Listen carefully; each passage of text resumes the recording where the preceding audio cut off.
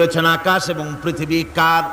হে নবী, আপনি বলুন সেই মহান স্রষ্টার, যিনি রহমতকে, করুণাকে, ভালোবাসাকে নিজের জন্য প্রয়োজনীয় করেছেন।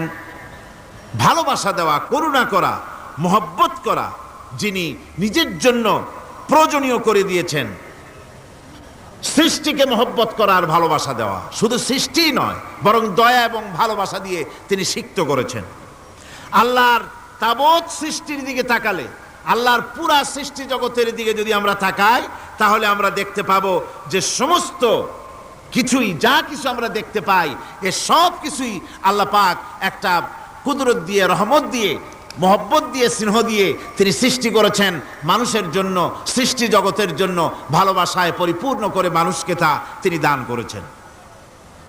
যেমন অন্য আয়াতের মধ্যে আল্লাহ পাক বলছেন, ওয়াসাখখারা লাকুম মা ফিস সামা